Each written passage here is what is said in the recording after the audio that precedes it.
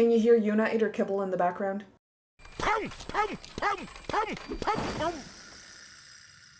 Hello folks! Welcome back to Stuff I Make Because I'm Bored. In case you forgot who I am, my name is Sin and I will be your host. So I've been gone for a while. I mentioned it a few times, but I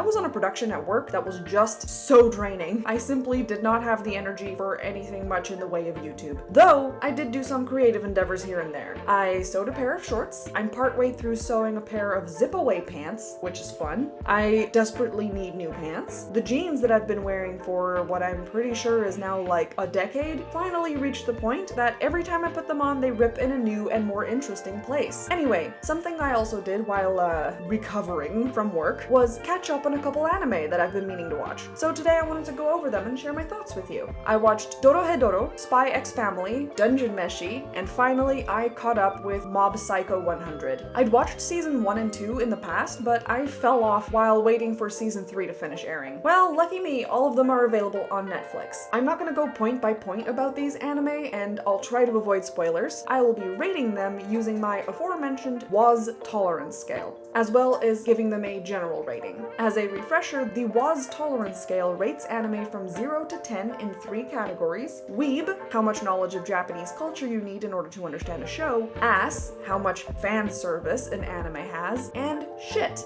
just the general quality of the show. Lower numbers are better. Watch my previous video if you want to know more. Now, it's important to remember that everybody has different tolerances for these categories, and these are just my opinions. Let's get started.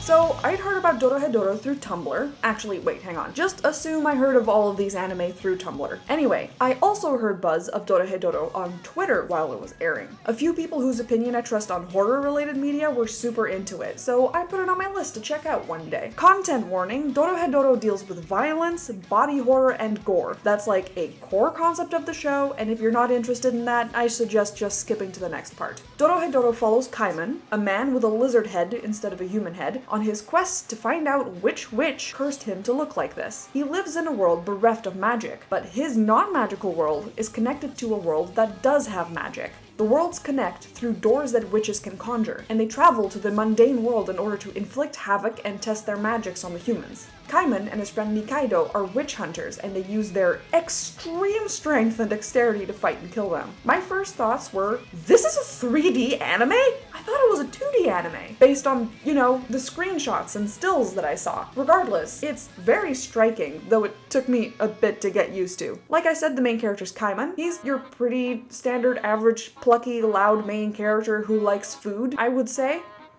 Datebayo. The voice acting is really good. I thought all the performances were stellar, which is pretty usual for anime. Nikaido is also good as a character. I like her. She's an actually strong, like physically strong female character, which I appreciate, and she's also got her soft side. She likes to cook. She's cool. I like her. Shin and Noi are also good. I like their dynamic as the senpai and pupil duo. One of the leaders or head honcho type guys on the witch's side of the story, En, is also an interesting character. He kind of starts out as your generic, moody, gloomy bad guy, and then as the series goes on, you learn more about him and he's actually just kind of a goofy guy.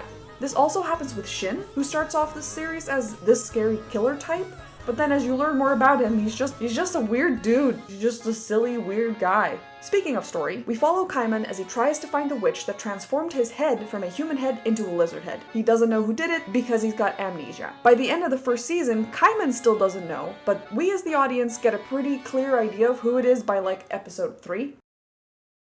The way he figures out if someone was the culprit is by shoving their heads down his throat, where a strange man emerges from his guts and declares that person guilty or not. It's very gross, but it's also kind of cool. I mean, I don't really mind the gory aspects and the gross aspects. I was aware that it was going to be a thing going in, so I didn't really necessarily feel it was gratuitous, but it did sometimes feel like it wasn't impactful. Like, characters would get grievously wounded and then not behave or speak in any affected way. At one point, a guy's arms are completely atrophied and decaying while still connected to his body, and he speaks completely normally like his body isn't in any kind of pain at all. Which is a nitpick, so like, whatever, I'll let it go. The world building itself is also quite interesting. I really like the way they set up the magic system. It's a bit like My Hero Academia in the sense that the characters who have magic all have a specific kind of magic that they can do. N, for example, can turn things into mushrooms, but there doesn't seem to be a limit for things people can do. It's very creative, so there's healing magic, transformation magic, creation magic, homophobia magic.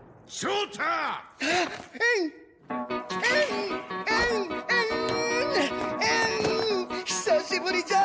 Whatever you want. The magic itself is like a black smoke substance that's produced in the body of witches. They have like a whole organ devoted to its creation, and they have veins throughout their body through which they can channel it in order to do magic. So that's neat. And honestly, I was enjoying Dorohedoro a decent amount. It's definitely nothing spectacular, really, but I thought it was pretty fun. Till about episode 4. See, at the end of episode 1, they introduce a character named Ebisu. She's a child, you see, a 12-year-old, which is dangerous in anime like these. But I was still chill. She seemed cool. Another one of those cool stoic characters like Sasuke or whatever. And I was thinking, is she gonna be one of those child characters who's secretly like the most powerful witch of all time, something like that? No. She gets her face stuck on Kaiman's teeth as he's trying to figure out whether she's the person that cursed him or not. And Ebisu is literally ripped out of Kaiman's mouth, and her face is it is removed from her person.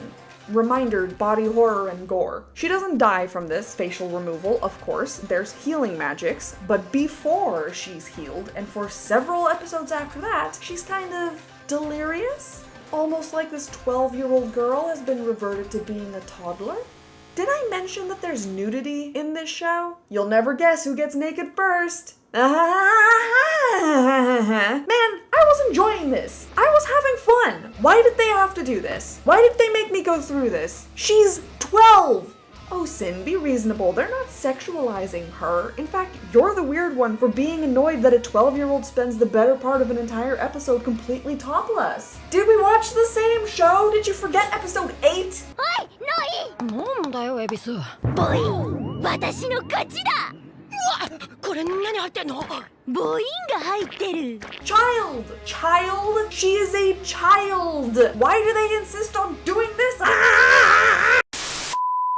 The story is pretty fun overall, but I will say towards the end of season 1, the plot feels a bit lost. Kaiman is the main character, I guess, but it almost feels like the show pivots to be more about the witches about halfway through, which is fine, but it does make the whole show feel a bit disjointed. It lacks focus. It's like we're watching 2 different anime at the same time. Also, forgot to mention, the music is pretty killer. You've been listening to it throughout this whole segment. Anyway, those are my thoughts. Here's my rating. On the WAS tolerance scale, I'd say weeb, 1 out of 10.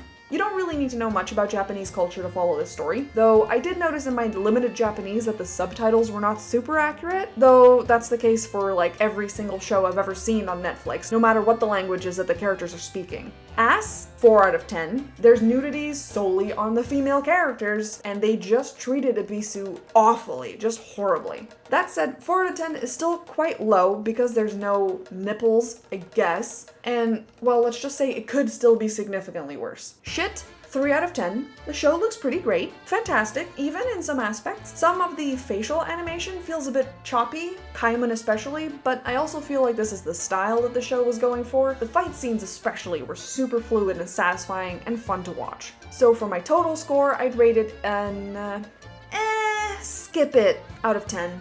There's better stuff to watch, and you're not really missing much having not seen it. Moving on.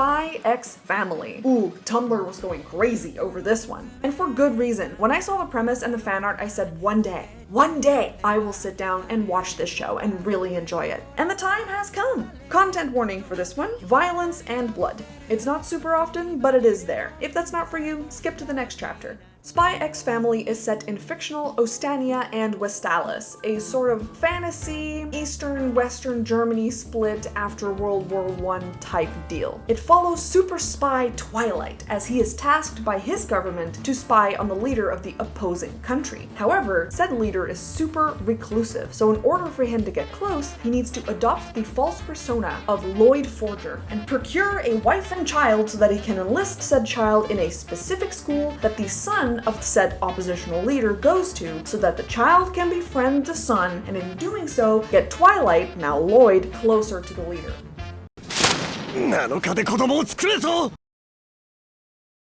However, the child he ends up adopting, 4-year-old Anya, has telekinetic powers, which through the show she needs to keep hidden from her adoptive father. And the wife he ends up marrying, Yor Briar, is actually an extremely prolific and dangerous assassin.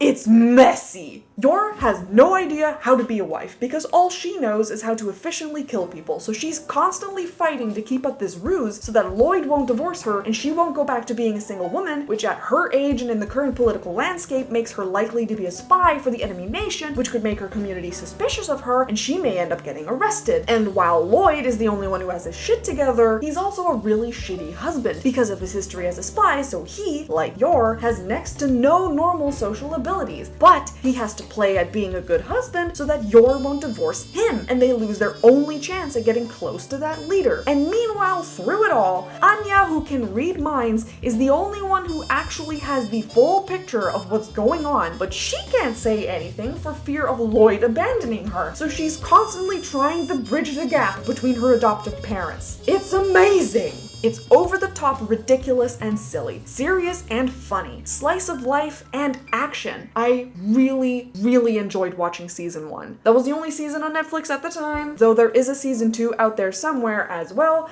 which I will check out.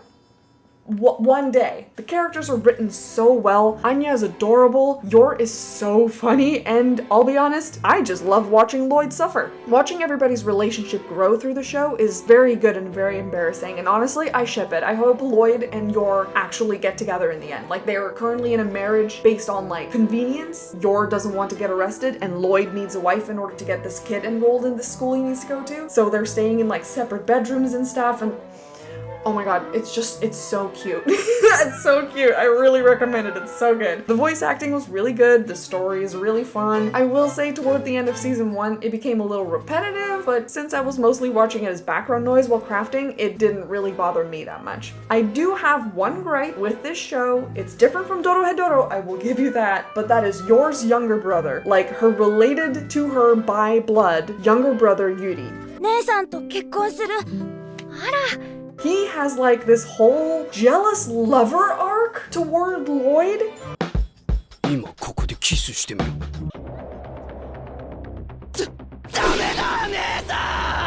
And it's so weird, like, couldn't he just be straight up protective over his older sister without it almost being explicitly romantic? Yuri is a super high-ranking official in the government's secret interrogation service, and he has no idea that Yor is an assassin, nor that Lloyd is the super spy he's currently on the hunt for. So that is already a super interesting and tense character dynamic to introduce into the story. He was already great, and instead they did this shit, the thirst after his sister. Like, what's the point of that? Why do this? Why? I don't know past season 1, but it never becomes like explicitly physical between Yor and Yuri, so like I'll count my blessings on that, I guess. To give it a rating on the was tolerant scale, I'd say weeb 1 out of 10. You almost don't need to know anything about Japan or its culture. It's honestly more steeped in European culture, and if you know a bit about Germany after World War I, you will get more from knowing that over knowing anything about Japan. There are some practices or customs that are more Japanese relating to like work culture, but honestly, you can understand those customs from like context clues. As for ass, 1 out of 10.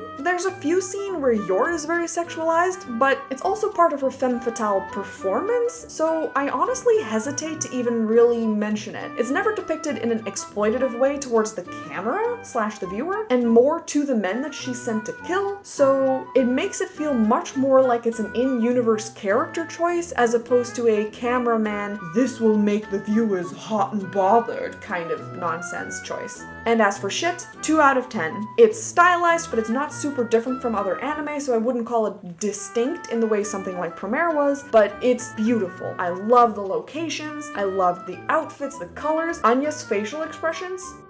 10 out of 10. Perfect. I loved it. And for my overall score, 7 out of 10. A bit closer to a 6, but 7 out of 10. If this sounded interesting to you, definitely check it out. It's really worth a watch. I enjoyed it thoroughly the whole way through, and the ridiculous tension between all the characters living together in a small apartment while keeping these gigantic secrets from each other is consistently hilarious. Also, there's a dog named Bond. He wears a bow tie, and he has superpowers!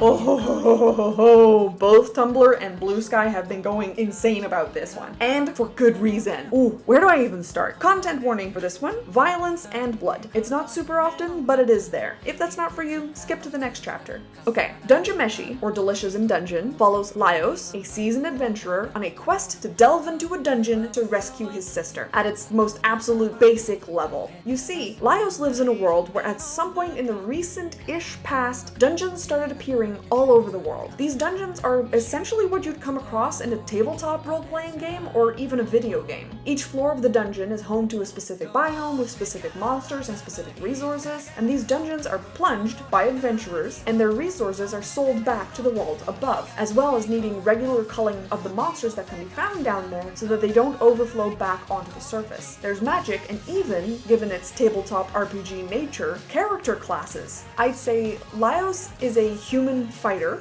He's quick with a sword and shield, but he's got no magic. His strength comes from his, knowledge of monsters. His companions, Marcy and Chilchuk, are an elven wizard and a half-foot rogue, respectively. Laios' sister, Fallen, was a human cleric, I would say.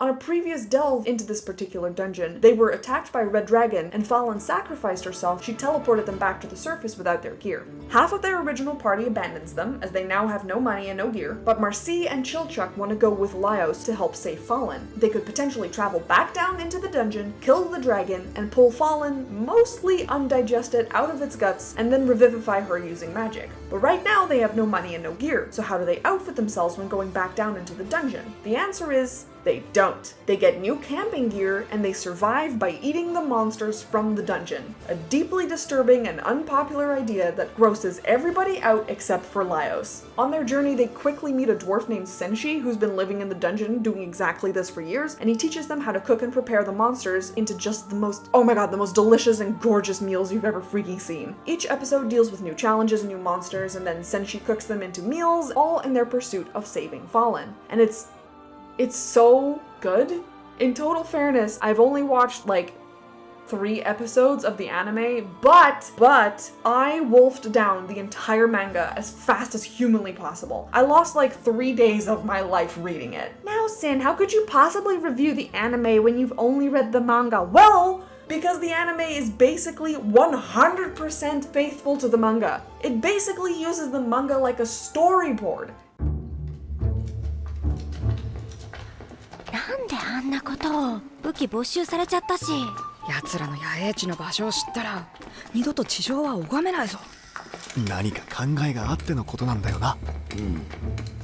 先ほどわしが多くに持っていくように伝えた瓶、あれは酵母で作られたパンダネだ。そしてあの厨房にあった小麦粉を多くたちは持っている。つまりパンが作れる。考えがあるわけじゃないのか。おい、そこ静かにしろ。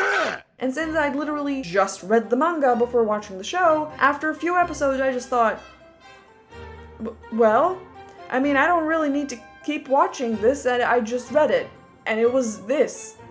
That said, the voice acting in the show is amazing, and I love all of the characters so much. Senshi is just this like mildly spaced out uncle. Lio spends the whole time unable to read social cues and just being completely in love with monsters, which is actually a big point of contention in the show because the rest of the world hates them so much. Marcy is the gung-ho, kill first, don't bother asking questions later, trigger happy blast mage. Chilchuck is tired. It's great, and it's beautiful. It keeps up the tradition of food and anime just looking delicious. I just want to dive into the screen and eat it.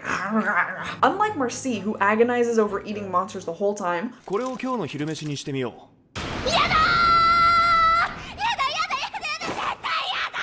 I would happily eat the monsters. I don't discriminate over my food. If it looks tasty, I'll eat it. The whole story itself is also just, it's so good. It's excellent. Everything I just described to you seems like mild and like whatever, but once they get back to where they lost Fallen, oh boy, everything takes a turn. Not for the worse, necessarily. Everything becomes a bit less about eating monsters and more about the origin of the dungeon, saving Fallen and what that entails, and I can't even really say much more because I'm pretty sure the season ends right around them getting back to where Fallen teleported them out originally, and you just have to watch it to find out the rest. Or read it, because the manga is done and the anime is not.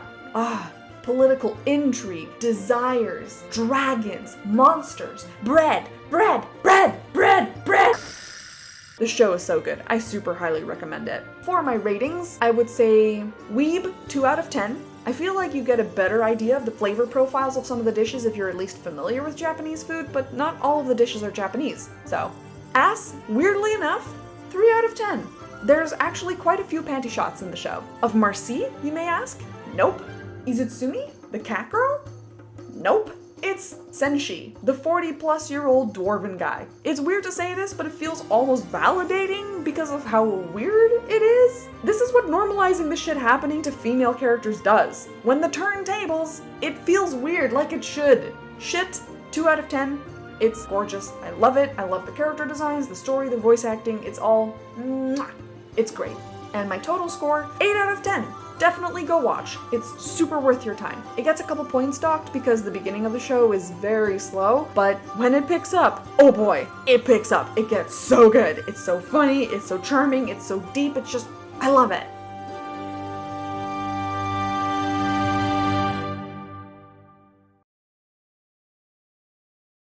Hello, it's me from a different recording session, yay! So I said I was gonna post this video before Friday. Several Fridays ago. Oops. And now it's Hallowed Be Thy Ween month. So I look like this, hooray! In honor of the Silent Hill 2 remake coming out, and also because my sibling just gifted me a few shirts, and I really like this one. In my defense, a lot happened. I bought really expensive tap shoes, and honestly, shoes were expensive in general, but like, wow, these tap shoes were expensive. And seeing as I knew I would get tired of carrying around a shoebox, since that's what happened the last time I bought tap shoes, and that time I put my shoes in my bag and they got a huge gash across the front of them, and I didn't want that to happen to my new tap shoes, so I thought to myself, I'm going to make myself a tap shoe bag. An innocent statement, don't you think? Wrong! Here I thought I would take a long rectangle of fabric, fold it in half, sew down the sides like a tote, and then sew a line down the center so that I'd have 2 separate pockets, one for each shoe. Maybe install like some snap closures along the top so that I could close it, but no! Instead, I ended up spending 40 to like 50 hours, I honestly don't know the real number, on a super intricate 2-fabric type drawstring bag with waterproof lining and plastic canvas for protection and for strength, 3 inner pockets, one for each shoe and another for a change of clothes, and in that 3rd pocket there's a tiny little extra pocket that has a zipper for credit cards. And the shoe bag comes complete with 5 attachment points for custom-made straps so that it can be worn as a backpack or a tote or a side bag. And on the sides it has a pocket for my knee brace and a pocket for my water bottle. It's so fancy. And I didn't choose to do that. This happened to me. I didn't have a choice in the matter. I missed my tap class to work on this bag. I couldn't focus on anything else. So when I finally came back to working on this video, I was already done the Dorohedoro and the SpyXFAMILY and the Dungeon Meshi parts, and I was still happy with them. But while I was working on the bag, I was rewatching Mob Psycho in the background, and I realized I really didn't like how I wrote this part on Mob Psycho, so here I am. I rewrote it, and I re-recorded it, and after this I will re-edit it. But don't complain, the video's longer now because of it. Anyway, continuing on to the video.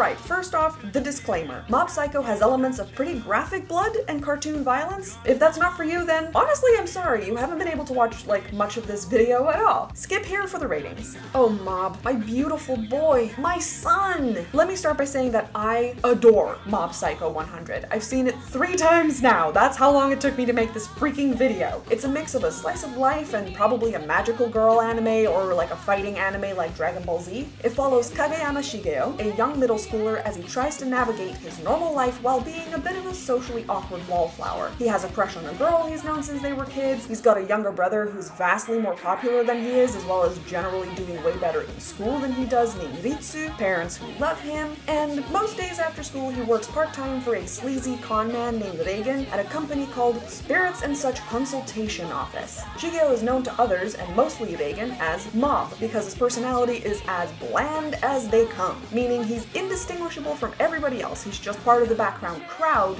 or the mob.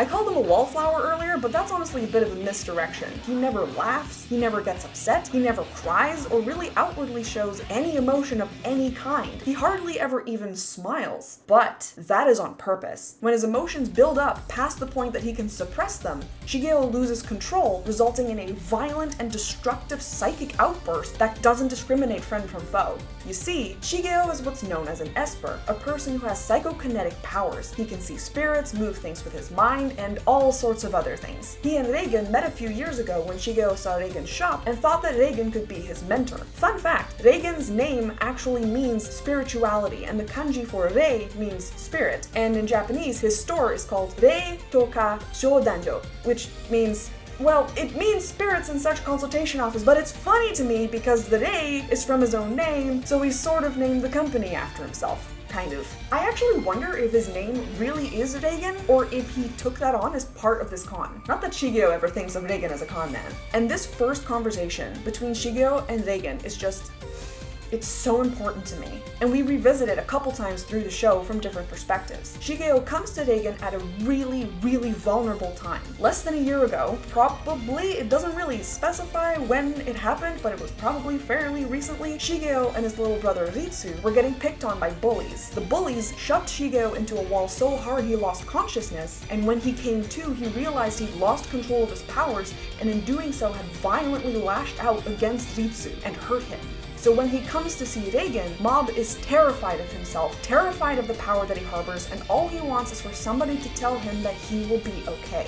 But Reigen is a con man. He's Mob's opposite in that he doesn't hide his emotions, he can read people really well, he's got more life experience being nearly 30 and younger than me, which was very weird to experience, and he's a very smooth talker. The entire premise of his company is basically telling people exactly what they want to hear. When people come in blaming spirits for their sore shoulders, he just leans into it and says, that's definitely spirits, for sure. Let me massage that, let me exercise those spirits for you. So yeah, he still helps these people, but it's kind of through lying about who he is and what he actually is doing. So the words he says to Mob in their first exchange aren't really genuine. At that point, Reigen doesn't even believe that Mob has any powers at all, because he's just a little kid. He probably just came in here to prank him or something. So Reigen makes up some bullshit on the spot just to appease him. How people with psychic powers are no different from people who run really well, or sing really well, or have strong body odor. It's just another characteristic. Not to mention, psychic powers are not necessarily bad. Like knives, they're a tool and should never be used against other people. But regardless of whether Reigen just made this up on the spot or not, this advice basically ends up becoming Mob's guiding principle in his life. In meeting Reigen, Mob changed. Another fun fact about Mob Psycho is that it's written by One, the same author of One Punch Man. It's fascinating to me that One took what is essentially the same premise and takes it in 2 completely different directions. Both Saitama and Shigeo are completely without equal in terms of their power. Because of this, Saitama becomes bored and loses his lust for life, and strives to find somebody he's an equal to so that he can feel alive again. Whereas Shigeo, on the other hand, has incredible power at his fingertips and refuses to use it because he knows how dangerous they are, vowing vowing to never use his powers against another person, even when people are trying to kill him. And he holds these beliefs because of Reigen. One of the first people to really challenge these beliefs head-on is Hanezawa Teru, some little dipshit esper from a different school. He's made this school his entire playground, and due to his powers believes himself to be completely superior to everybody else. And he is a pretty clear example of the kind of role that Shigeo could take whenever he wanted to. Adoration from girls, lackeys who hang off your every word, the entire student body at his feet. It would be so easy. As a side note, I fucking love Teru. He's so funny. Look at this pathetic stance that he does while he's fighting. And he will have this for the rest of the series. Like, he never adjusts. It's always this weak as hell pose, and it's hilarious every time. I'm not gonna go into the specifics of the confrontation between Teru and Shigeo, but it's so good! The way Teru reacts to Shigeo refusing to fight back, why Shigeo won't fight back, when Shigeo eventually loses control of his powers and the fallout thereafter. Oh, mwah, beautiful. I love it. It's so good. And after waking up from his fight with Teru and seeing the destructions that his powers wrought, Shigeo starts sobbing, knowing that even though he tried so hard to be different, to be better, he still lost control of his powers and caused an accident. He couldn't change. But through their confrontation, Teru did. And that is the second example of what I think is the core of this show: change. How people can change and better themselves of their own volition. How they can change after meeting the right person, like Teru did after meeting Shigeo, and how Mob did after meeting Reigen, and arguably also how Reigen changed after meeting Mob, and how people can change after meeting the wrong person, like Serizawa after he met the leader of Claw. And in conjunction with change, what makes people change? Even though it's constantly challenged, the whole show does an amazing job of showing Mob just how justified his worldview is. Look at how empty Teru's life became after Mob won their fight and all of his lackeys deserted him. Look how dangerous Claw is to the world. And all of these conflicts only ended because Mob is stronger than them. Look, I said I was gonna avoid spoilers, but I can't leave this part out. It's not even really a spoiler, but I have to gush about it. It's my favorite part in the entire show. It's this moment right here when Mob is fighting against an opponent who can actually take the majority of his powers, and Mob starts to revel in the fact that he can finally let go of the shackles he's always lived with. And he starts to enjoy himself, and he looks down and sees Ritsu looking at him, and he immediately panics.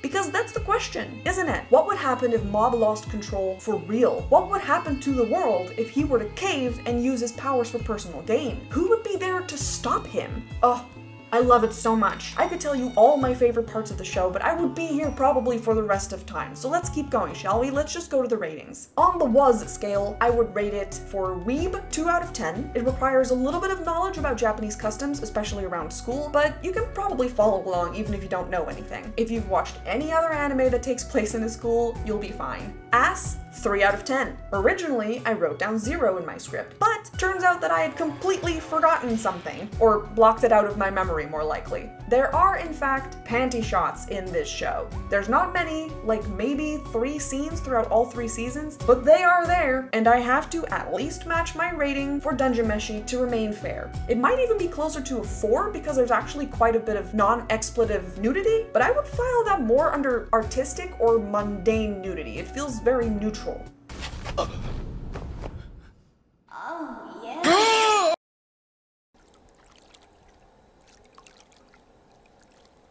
Shit, honestly, 4 out of 10. It flops between super gorgeous fight scenes and animations with wild holographic power effects, and then stuff like this.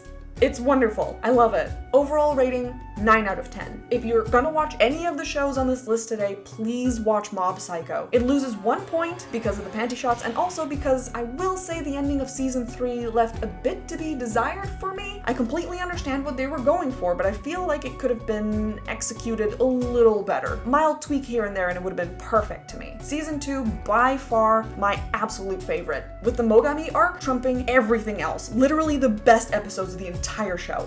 I love it so much! Would it surprise you if I said that Shimazaki is my favorite character? Because it didn't surprise me! And there's so much I didn't even touch on yet, like Mob's club, the people around him who love him, and how that changes him, and just, oh, it's so good, man. If you're at all interested, please watch it. It's so worth your time.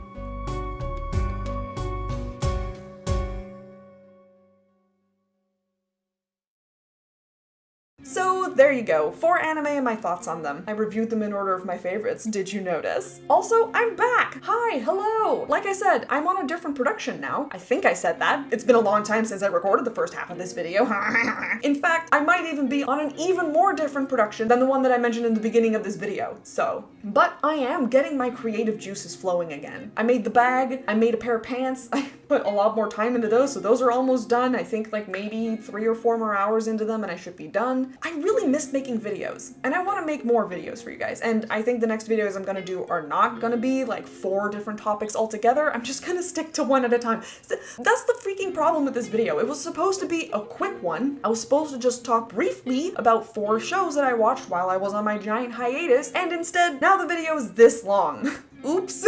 And also it took me so long to edit, though I'm really happy with how it turned out so far. And I can say that because I've already edited freaking 2/3 of it. I just have to do the other part now that I've re-recorded this. I'm rambling. I missed you guys. How are you? Do you have any plans for Halloween? You should make one of your plans watching Mob Psycho, for sure. And also playing the Silent Hill 2 remake. Have you watched any of these anime? What are your thoughts on them? Which one's your favorite and why is it Mob Psycho? Do you have any recommendations that I can add to my list of things to watch one day 300 years from now? Let me know in the comments. Thank you guys so much for hanging out with me. Leave a like if you like this video, subscribe for more, and don't forget you can find me on my socials here, and I will see you in the next video. Bye! SIMBIB, stuff I make because I'm bored. 素晴らしい、セクシー素晴らしい未来が